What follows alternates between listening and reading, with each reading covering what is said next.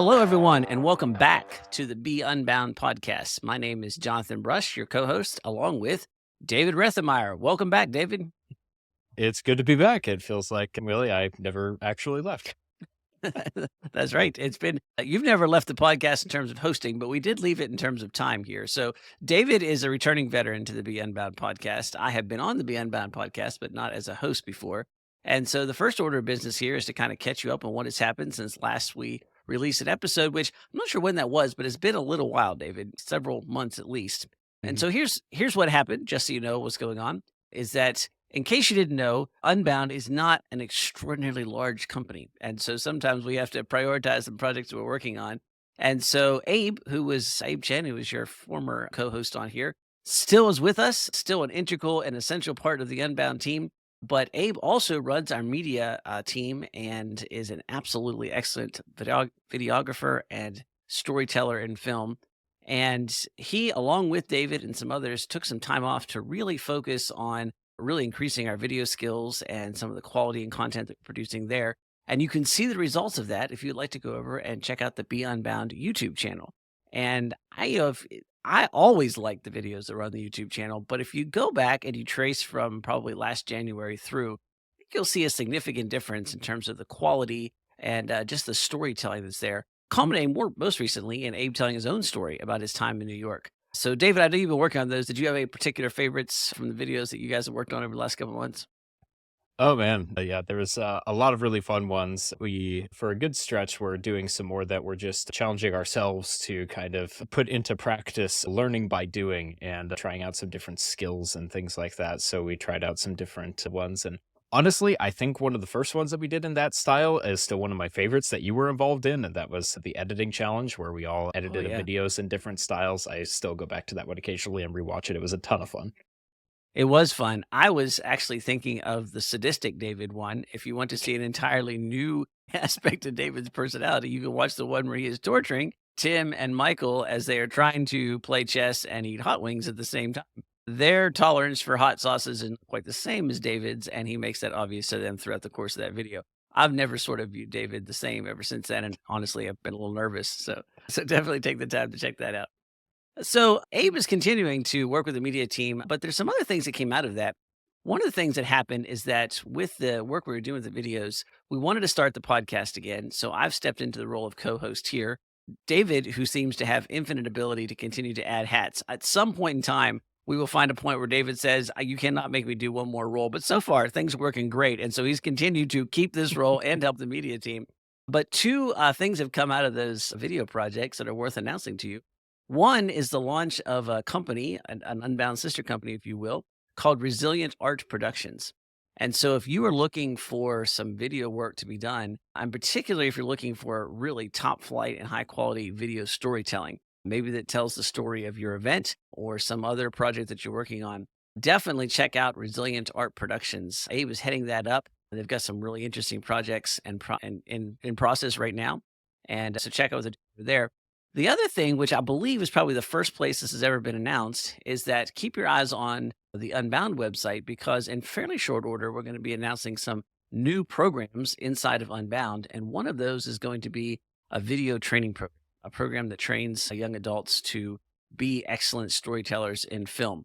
Andrew Pudawa was a commencement seeker for us at our Apex event last year. Andrew's been just a fantastic help and ally to us in all kinds of things Unbound. And at his commencement address, he said something that has really ricocheted around in my brain, David. And it was that film is the poetry of our age. I don't know if you were, David, Mm. as usual, was working 6 different jobs at Apex that time, including working the sound booth during the commencement. But he said, film is the poetry of our age. And I really thought about that. If you have some historical background or historical training, you'll know that there were a time when young parents worried about young people because they spent all their time writing and reading poetry. Kind of Mm. the way that parents think about their young people today in terms of video production and video consumption. And so there's a lot to be said about that. There's a whole different podcast we could probably do on that. Maybe we should invite Mm. Andrew back to discuss that. But the point is that it is the most powerful storytelling medium of our age.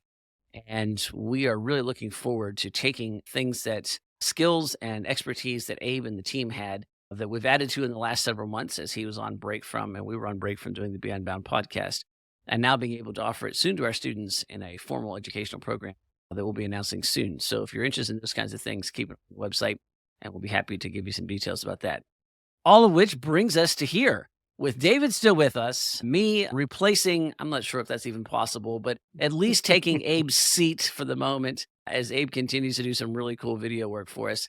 And kind of, it gave us a little bit of an opportunity to I don't know if we're changing a whole lot, but sort of reset and recalibrate the podcast a little bit. And so we want to tell you about that. And also in the process, since we've had the last podcast episode, if our lead database is any indicator, there's a whole lot more people that have known about and come into contact with Unbound. So if you're new here, and if this is your first episode, we want to sort of tell you a little bit about what Unbound is and who we are and what we do. And so Unbound's an interesting word. You can take it a couple different ways, but years ago, somebody said, Unbound from what? And that was an interesting question. And so the team at the time had a bunch of ideas about that, but we had a student leadership group at the time. And that question kind of got pitched over to them, and they wrote something called the Unbound Manifesto. And I have always felt like it captured the spirit of the Unbound community better than anything else I've ever seen. We typically read it at least once a year at our Apex event, but I want to read it to you here, and it's a good descriptor of what Unbound is all about, and to some extent, a reflection of what we want this podcast to be. So this is the Unbound Manifesto. We send this out to all of the new students who join, particularly our Ascend program. And it goes like this. Welcome to the Unbound community. Actually, you know what, David? I think we've got this mixed up. As soon as I said, welcome to the Unbound community, it occurs to me that this will sound tremendously cooler if you read this instead of me. There was David a tiny part of definitely my has brain the- that knew you were going to ask that. Yep. As soon as I started, I was like, wait a second, this isn't right. When I hear this at Apex, it's not me reading it. It's this really good radio voice reading it. So, David, would you please read the Unbound Manifesto for us? I would be delighted to. Welcome to the Unbound community. We are a group of students who have a vision for something fuller, wilder, and deeper than a traditional education. We have the freedom to maximize our greatest resources, things like money, time, location, and relationships, which translates to the ability and responsibility to be equipped for our future, to pour back into others, to pursue redemption in every area of our lives, to do it better. And we're not alone. In this community, we're intentional about relationships, passionate about growth, ready for action, and unafraid of failure as we press onward to a greater goal. We are not afraid to be extraordinary at the ordinary. We are not just unbound from something, we are unbound for something. We are not just here, we are here for a reason, and we are in this together. Thank you, David. That sounded at least 10 times cooler than if I would have read it. I always have been excited about that manifesto, not only because it was written entirely by students with basically no staff input, so I felt like it was a pure reflection of the student community in a way that was really helpful and powerful, but because so much of what was reflected there was so much of the hopes and dreams and aspirations of the staff, those of us who get the absolute privilege and honor of actually making our living and providing for our families by working for Unbound and with our students. And so there's some really key phrases in that manifesto, but mostly it's this, we're unbound for something. And as we have run Unbound, and Unbound can date its genesis as a company actually to 2003, but then to its kind of creation in its current form to 2020. And then this year, I think, is another watershed year for us because we had a project earlier this fall where as a staff, we said, what is actually going on here? And periodically we do this. We sort of back up and say, there's two things that as an education company, I think we have to really do. The first is we have to look past where we are and where our students are, and to some extent, where the culture is, and say, where do we want to go? To be an effective education company, you have to prepare and educate people for that which is not yet present. And so there's a future aspect to education that is always present. We're obviously looking into the past in terms of things we've learned, but we have to pitch that forward. What is it that we need to train students in and train students for to prepare them for what comes next? But there's also an aspect of looking at what's actually happening and saying, what is working? and what is the reality on the ground? How are our students actually succeeding? If is there places where they're not, and do we have to address those weaknesses? And one of the things that sort of jumped out to us is we did this exercise, and David was there, and we did this back in, I think, September, David, or yeah, I guess September, Hmm. late September. Hmm. And we kind of broke down all the different things that we were hearing from our students, but more importantly, from prospective students and families. And I think the thing that jumped out at us the most is that the biggest problems people told us they're facing were not academic in nature. They were of the nature of personal development, of leadership, of purpose, of understanding, of those kinds of things. And so we kind of looked at that, and I've had a couple words for this. As a company, we decided that what best describe what we're doing and what we do is that we equip and we train students to thrive. And that really resonated with me deeply because it has echoed something that I have been speaking about and observing for several years now, which is that we have something that I call the success crisis. And what I mean by the success crisis is that on one hand, we have a culture that invariably likes to bust on young people. First, it was millennials. And look, every generation picks on the generation before. But it seems like there was an intensity because of social media and instant kind of information dissemination that, busted on millennials and now Gen Z. And I don't expect whatever the named next group is going to be is going to get off any easier. And we say these people are just not equipped to be successful. And look, there's always scads of information to point out why they're not. And some of those are quite concerning and worrisome, and we see it reflected in news stories and things like that. So there's always some aspect of that. So there's an aspect of like, are we really giving students the skills that they actually need to be successful? But David, you and I have talked, and as a team, we've talked a lot about the fact that there's something bigger than that, which is we're not so sure if training students to be successful is a worthy goal in the first place. And to do that, we have to kind of break apart some of these definitions. And so we have to talk about first what it means to thrive, and then maybe juxtapose that a little bit to what it means to be successful. Hmm. So when we talk about training students to thrive, David, what is it that we're talking about here? Well, I think a point that we talk about pretty often is the fact that the traditional definition of success for pretty much every other medium that markets to young adults, especially higher education, I think the way that you put it is that they promise to make you rich, famous, and or powerful.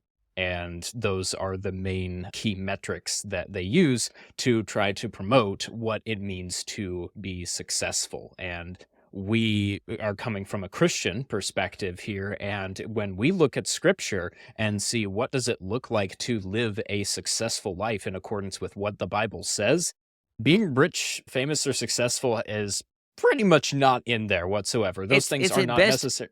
Yeah. at best it's incidental, right? I mean, Hmm. there's certainly David was rich and powerful, but Hmm. that is not the held up as the end goal that we're striving for. So. Right, right. So, yeah, and so yeah, what we boiled it down to is that we want to train young adults to thrive, and potentially, if you've been around for some time with Unbound, you know about our adult model, which is ask, do, understand, live, and thrive. And thrive is that final piece that is really the core and the goal of what we want to achieve for any student that comes through our program. I think that's been a both a help for us. To some extent, this is a reflection of things that we were doing, and it just sort of crystallized it and clarified it in a way that helped us to be more intentional about this. And so, in terms of this podcast, so we're talking about Unbound, but I say this because this podcast is a reflection of that idea, and that idea is that you know, consciously or subconsciously, our entire school system and often our churches and our communities, they are, as David put it, on this path of telling adults you need to be successful. And successful is defined as some version of becoming rich, famous, or powerful. You will Mhm. be successful when you have tremendous influence in your sphere of work or industry. You will be successful when you have power and gained control over different things, and people recognize you for that.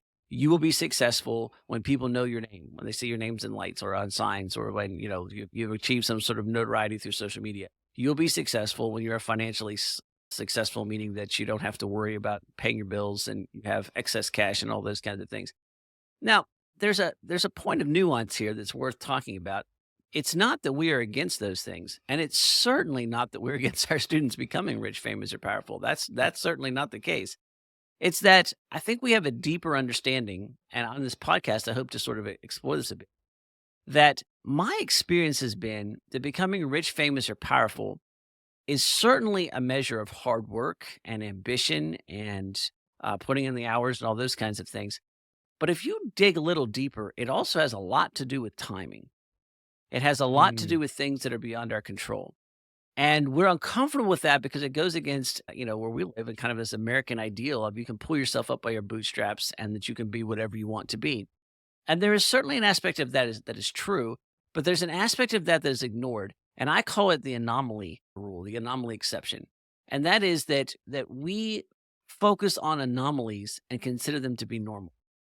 So we look at people who bootstrap themselves up from modest means and they became rich, famous, or powerful. We go, see, look, you can do it. Look at that person. And that person gets a platform and they say, hey, other young people and folks out there, if you work hard like me, if you just put in the time, if you put in the energy, if you put in the effort, if you put in the blood, sweat, and tears, you too can be and insert whatever kind of fame, fortune, or power that they've managed to achieve. That is not incorrect. In the words of Andy Andrews, that is true, but it is not the truth. And the older I get, the more I am noticing that there's some real necessity to separate those two things, things that are true, but not the truth.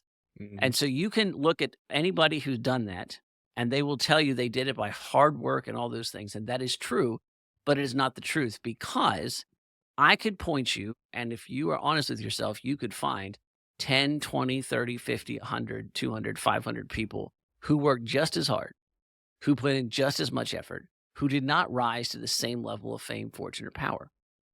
And when you see that, you are left with a couple of options. One of those options is you just despair. You become cynical about the whole thing and you become bitter about the whole process. Or you become radicalized in some sort of political way, right? You become radicalized to the right or you become radicalized to the left. But the point here is that you think that there's some sort of inherent system flaw. There's some sort of outside injustice that is preventing people from being able to succeed and prevented you from being able to succeed. I think that there's and Unbound thinks that there's a different way to look at this. And that way is to say that that's not the goal, that success ought not to be defined by that metric. And in fact, success is so interwoven with those metrics that we should find another word. And so we talk about training people to thrive. And by thrive, we say that Unbound trains young adults to thrive by equipping them to own their purpose, serve others through healthy relationships, and live resiliently in the real world for the glory of God. Or if you want to put it even more simply, Unbound trains young adults to own their purpose, serve others, and live resiliently for the glory. And in this podcast, or on this podcast, and in everything we do at Unbound, we want you to be able to see those golden threads that in every one of our programs, hopefully in every piece of content that we release, and every podcast that we produce, and every video that we produce, at some level, we want to be pointing to these things and saying, we want to teach you to thrive. And so let's break that down a little bit. Purpose-driven ownership. We have a class called Navigate, and it's about helping students make wise decisions. It's also to help students figure out kind of what to do with their life. And we do that as an online course, but I teach several of those classes live throughout the online course as well, just so I have a chance to be connected with the students. And so we taught last night, and spoiler alert, there's a critical piece in Navigate where I say, hey, everywhere you go, people say you have to know your purpose. So David, I just want to ask, when you were growing up and in high school, did Mhm. you have a lot of people telling you that you had to find your purpose? Did you feel like you had this pressure to find your purpose? Yeah, that took a lot of different forms, and it depended on where that was being asked. If it was being asked in a church setting, they were probably asking me to recite the first tenet of the Westminster Catechism, that being that the chief end of man is to honor and glorify God. But yeah, I think aside from that, that took a lot of different forms in, especially, if I was hearing that more from like a motivational speaker for young adults on stage, it was like, look for the purpose that really like drives and motivates you, or even just on a very practical level, they didn't use the word purpose, but what do you want to be when you grow up from Right. just about everybody else? And I, at least as a young person, internalized that as well, I have to figure out exactly what I want to do with my life and like how I want to build the kingdom of God through a like really spectacular and special career or anything like that. So I was, yeah, put a lot of pressure on myself that way. And I know I'm not alone in that. So what David just said, it might actually be described as a mission statement that at some level Unbound says how to destroy that idea. And if you're listening, you go, wait a minute, Unbound to destroy the idea that you should achieve great things to the glory of God.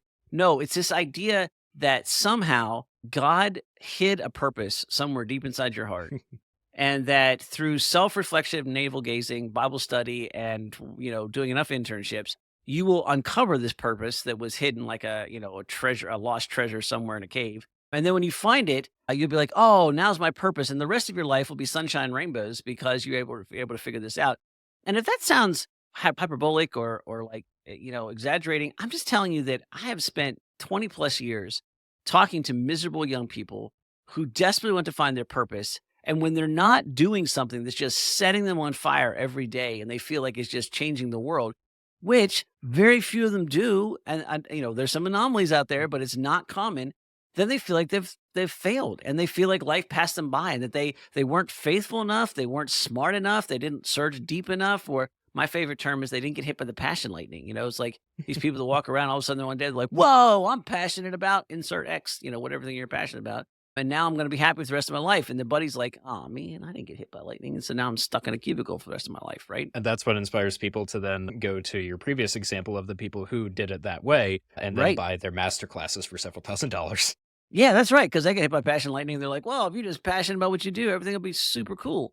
And so there's this deep frustration about this. So back to the spoiler alert that we use to navigate. I just taught this class last night and I said, look, it is true that it's really necessary for you to know your purpose. As a Christian, you don't have to go searching for it. It's spelled out really clearly.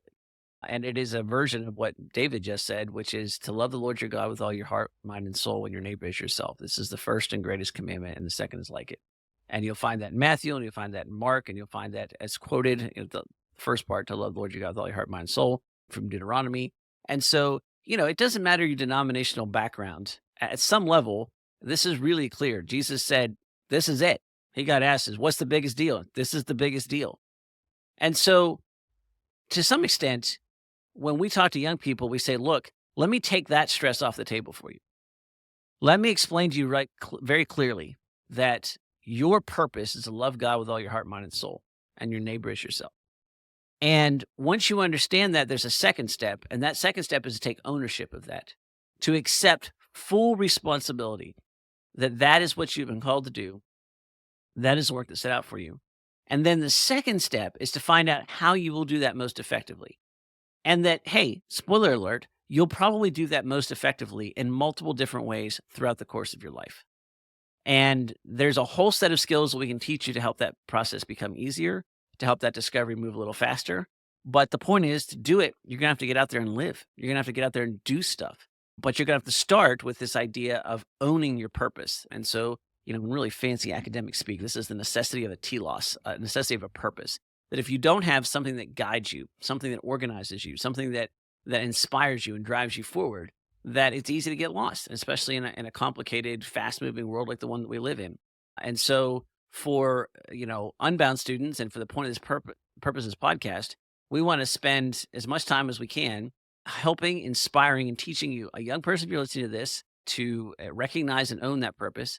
And if you're a parent listening to this, how to recognize that in your own life and then to effectively teach that. So that's the first part. The second part of it is something we call, it's not about you. Your whole point here is that success is so much about your financial success, your fame, your power. And from a biblical perspective, it's never about you. It's about Christ. And it's about to bring glory to God. And it's about your neighbor, loving those others as you would love yourself. And so it's about taking care of other people. And so we use a phrase called who, not how, that we teach our students, right? That when you're faced with a problem, the first question to ask is who can help me with this problem, not how do I solve this problem? And that means that a large part of what we do at Unbound, and a large part of what we do in this podcast, is that we want to really help people understand and get better at relationships. We think that having better relationships is a learned skill. And the really heart of this is we quote C.S. Lewis all the time for this. We do this especially at our base camp event that we do with our Ascend students in February. No, in January. Apologies, in January. got my events mixed up there. And C.S. Lewis says this: there are no ordinary people. You've never talked to a mere mortal. Nations, cultures, arts, civilizations, these are mortal, and their lives is to ours as the life of a gnat. But it is immortals whom we joke with, work with, marry, snub, and exploit. Immortal horrors or everlasting splendors. This does not mean that we're to be perpetually solemn. We must play, but our merriment must be of the kind, and it is in fact the merriest kind, which exists between people who have from the outset taken each other seriously. No flippancy, no superiority, no presumption. And so we've really taken this to heart. And so on this podcast, we want to really teach you and equip you to do something that we call teach you live resiliently. And by that, we mean to help you to understand that you live in a real world that is a fallen, broken, sinful world. And that therefore, tragedies and failures will be a staple of your time on this planet. And that should not be unexpected or shocking to you. That should be an expected part of life on planet Earth. But that as you go through those tragedies and as you deal with those problems and as you deal with sin, you also have to deal with that with this realization. And we use this phrase, you do not get the luxury of fighting orcs. And so let's just hear us closely. Part of the attraction of Middle Earth is that there are irredeemably evil creatures in Middle Earth that you can kill and know that you've made the world a better place. We do not have that luxury when it comes to fellow humans. That no matter what headlines are being read, no matter what tragedies are going on, that if those headlines and those tragedies involve people, we are talking about people that are not mere mortals because you've never met a mere mortal. You're talking about people whose lives are greater than the biggest civilizations and the largest institutions that you know of. And that they are people who ultimately are everlasting splendors or immortal horrors. And that provides context and perspective to everything that we do and everything that we learn and every action that we take. And so that we have to be able to deal with reality, but we have to deal with reality with people in it.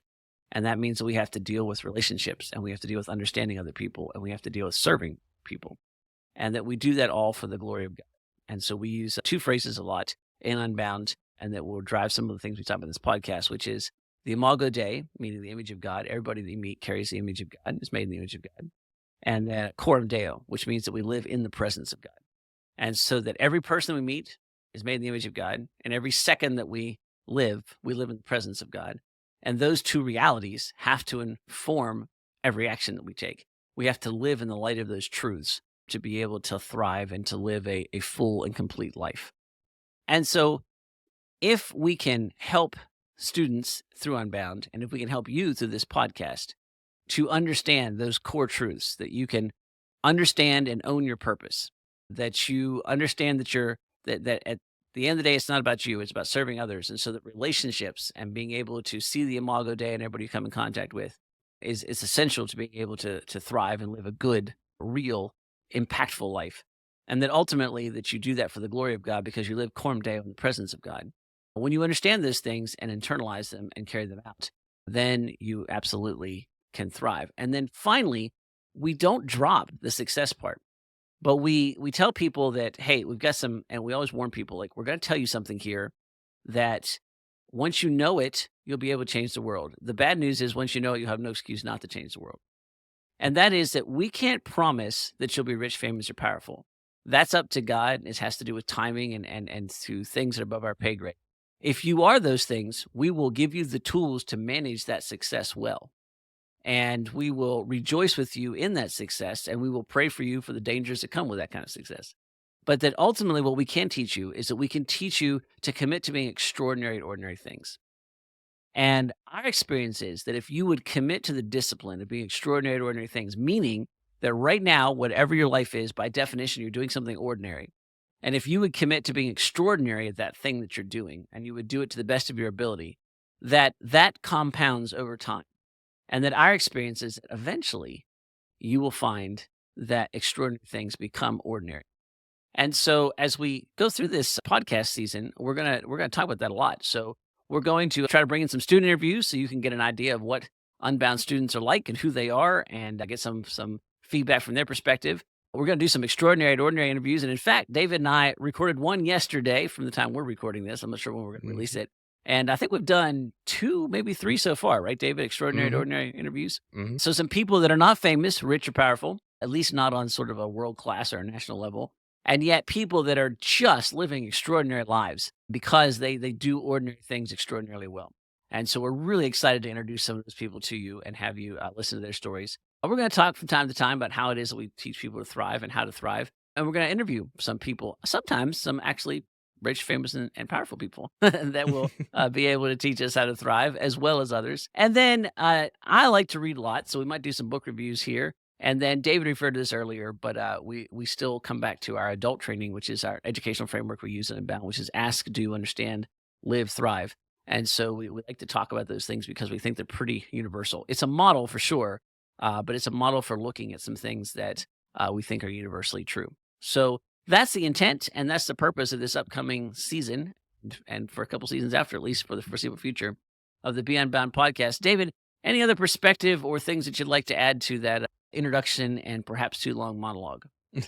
I think I would just encourage anybody who's listening to this, especially if you are considering one of Unbound's programs as a parent or a student, that this is really one of the best windows that you can get into the philosophy behind why we do things the way that we do them. You can learn all about the various programs and things that we actually do and what those look like if you visit our website, unbound.us, which I'm sure will be in the description down below. Or if you schedule a call with any of our admissions team, we'll be happy to go into more detail of that. But I think this is just really one of the most useful vehicles for helping people to understand why it is that we do things the way that we do them, and really giving, especially with the interviews from more of an outside perspective, a window into just what we think it looks like to thrive in a very practical sense, and to see what are the things that we think are valuable for especially for the young adults that are going through our programs to know and to learn. Yeah, and just to tag on to that a little bit, the podcast is obviously free. The YouTube channel is free. We produce tons of free resources, and we're delighted to do that. And we want to help people as much as possible. You might notice a little bit of a change in the tone here, in the sense that in some ways we're more aggressively pointing you to our programs. There's a reason for that. And the reason is this, that when we first launch a program, we launch it quietly and we market it fairly quietly, and especially through the pilot phases of that. I mean, we try to approach that with a real attitude of humility to make sure that, we work out the bugs in that, and it works as well as possible, and that we know that it is actually successful. And then when we get to the point we're telling you about them, we're telling you about programs that we're really invested in, literally invested in financially and in time and all those kinds of things, but invested in the sense that we have seen them work, and we know that they work the majority of the time, the vast majority of the time, and that we're very careful about our marketing material and the claims that we make, that they are backed up by reality. And so we're at a point here that when we tell you about our Ascend program, and when we tell you about our Declare and Equip programs, which we do for high school students, and our Explore student program that we do for high school seniors, and Ascend is for generally college-age students or those past high school. When we talk about Navigate, the course we talked about earlier, and those kinds of resources, we're talking about programs now that have been out long enough that we've had hundreds of students through them. And the overwhelming majority of those students have been successful, honestly, far beyond even what we were hoping for, to the point that we can say with a lot of certainty, if you enroll in one of our programs and you do the things that we ask you to do, you will get the results that we tell you that you'll get. And those programs, I'm not just saying that idly, those programs all come with various kinds of assurances and guarantees that if for some reason you do those things and it fails to meet the things that we promised, and we're careful about the things we promise, then we'll make sure that we fix that situation for you by refunding the money that you spent in the program. So we're excited to have you listen to the podcast. But if you got here because, and most people initially at least do, got here because you're looking to find out more about Unbound, we want to just add that we're excited about the programs that we're offering right now. And then there's a sort of a selfish motive here beyond the profit motive, David, and that is we're just really excited about meeting your students. We meet some of the most amazing people on the planet who come through our programs. And I mentioned that Base Camp is coming up in January. We're recording this in mid-fall, and we're kind of counting the days down, mid to late fall. We're counting the days down to when we get to be in Base Camp. I just taught Navigate live to the students yesterday, and it was a fantastic group. We see them, of course, on social media, our internal communication processes. We grade their replies to our questions in classes and stuff like that. And I just want to tell you, this is a remarkable community. They're remarkable students, and they're really fun to be around, and they inspire us. And they get us excited about the future. And it's hard not to feel like we can definitely thrive when we're surrounded by this kind of group of people. And if you're interested in that, we certainly encourage you to join us. In the meantime, we will look forward to seeing you here on the Be Unbound podcast in the days, weeks, and months to come. So until next time, thank you for joining us today, and be unbound.